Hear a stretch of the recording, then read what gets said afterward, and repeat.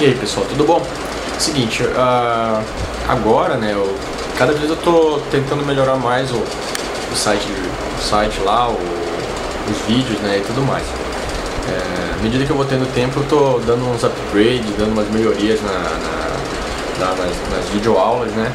E a última coisa que eu fiz foi criar um site, né, no qual vai estar tudo meio que organizado por assunto. Isso facilita a vida de vocês e também a minha, porque no YouTube ele era sequencial, então eu tinha que fazer as aulas na sequência. E então, chegar num tópico importante eu tenho que esperar passar todos, né, para cumprir o programa. Agora não, posso fazer, posso colocar na medida que for melhor e o pessoal for pedindo também. Então esse aqui vai ser o primeiro vídeo que eu estou gravando já para o site, tá? Isso aqui baseado em uma pesquisa que eu fiz com o pessoal das comunidades do Orkut lá, né? Perguntei qual que era o tópico que mais o pessoal tá com dificuldade. Então falaram muito de experiência de Young lá, né, de Newton, interferência luminosa, que é um assunto que tem muito pouco, né, no segundo grau.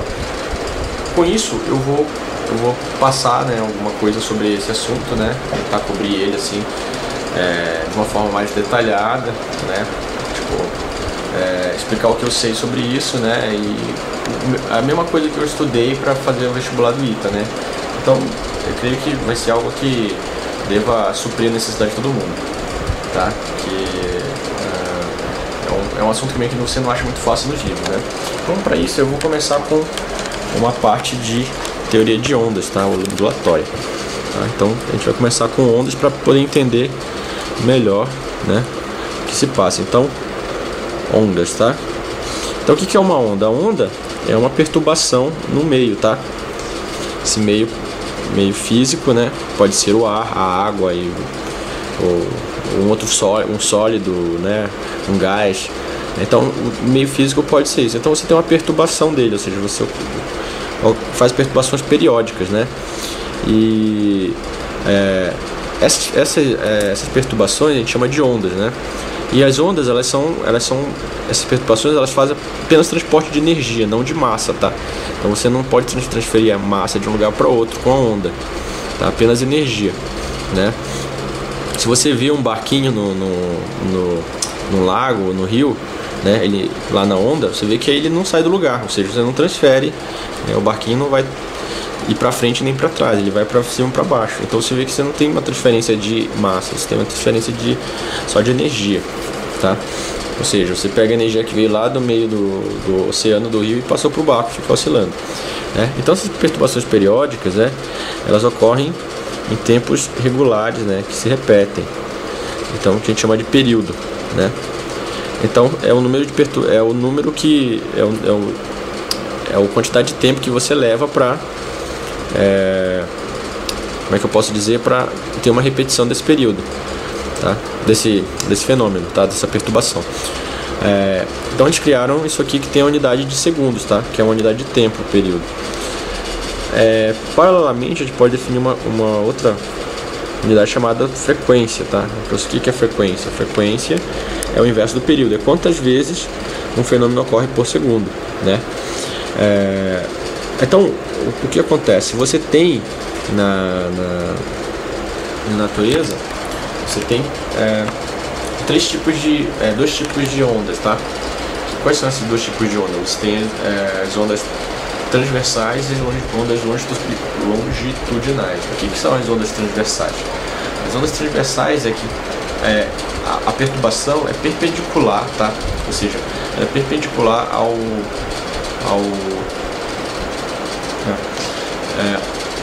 o tempo aqui. Então ela é perpendicular ao sentido de movimento da onda, de propagação. Ou seja, tipo, se a onda faz isso aqui, ó, tá indo pra cá, a perturbação dela vai ser assim, ó. Tá vendo, ó? É perpendicular, né? Existe uma outra onda que então ela fica assim, ó. A onda anda assim, mas a perturbação tá aqui, ó. Opa, aqui, ó. Tá?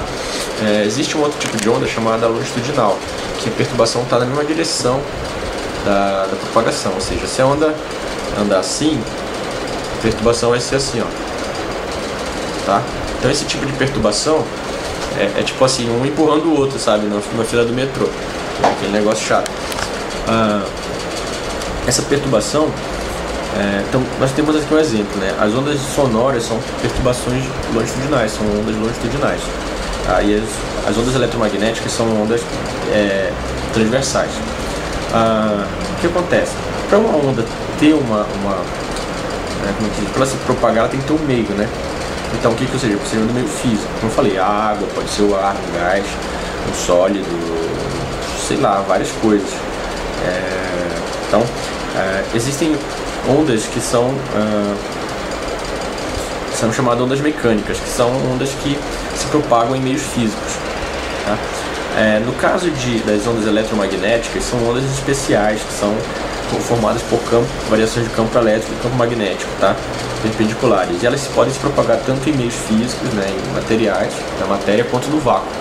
Tanto que você vê que, por exemplo, um exemplo de onda eletromagnética é a luz. A luz do Sol vem do Sol até a Terra. Por isso ela passa pelo vácuo do espaço sideral, né? Então você vê que ela já se propaga, né, no vácuo. Tá.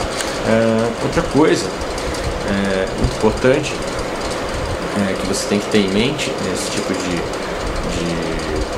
estudo é que toda onda tem uma velocidade, tá? Onda tem uma velocidade. Então essa velocidade, né, ela tem a seguinte fórmula que é muito importante para você fazer qualquer coisa, que é assim, ó, a velocidade da onda ela é igual ao comprimento de onda vezes a frequência. O que é o comprimento de onda? É a distância que vai ter, né, entre uma perturbação e outra, tá? Isso aqui é um comprimento. Então, por exemplo, se você tiver um ponto bem aqui, ó, ele vai se repetir bem aqui. Então você tem um período. Então esse aqui é o comprimento de onda. Se tem isso aqui, ó, bem aqui, ó, aqui também ocorre no período T. Então você tem um comprimento de onda. Qualquer coisa que se faça antes ou depois de um acontecimento, seja maior ou menor que o período, não é o comprimento de onda, tá? Ok? Então esse comprimento de onda é importante para você fazer isso aqui. Ele está sempre associado a um período completo, tá? Não existe um comprimento de onda, você não calcula o comprimento de onda, você não calcula o comprimento de onda sem relacionar ele com o período dele, tá? Tudo bem? E então é isso. Existem as ondas eletromagnéticas, por exemplo, dependendo da frequência ou comprimento de onda delas, elas são classificadas dentro de faixas específicas, né? Quando eu falar em ondas eletromagnéticas, eu vou explicar um pouco mais sobre isso, tá? Então as ondas elas existem em todos os lugares, né? São perturbações, e o que acontece é que elas podem se interferir, né? Por exemplo, uma sala cheia de pessoas, você tem várias pessoas falando, então elas estão emitindo ondas sonoras pela boca, né? Falando. E a onda sonora de uma pessoa pode interferir com a da outra. Então causa essas interferências que podem ser destrutivas ou construtivas, tá? Com isso você pode ouvir lá os sons delas com mais ou menor intensidade, tá? A gente vai estudar depois especificamente ondas sonoras e vai estudar também as ondas eletromagnéticas, tá? Então cada uma vai ter umas características especiais, peculiaridades. A gente vai ver. No princípio aqui eu estou começando a falar um pouco sobre as ondas em geral, tá? Então, o que são além de você ter aqui o período e o comprimento de onda, você tem uma coisa chamada aqui, ó,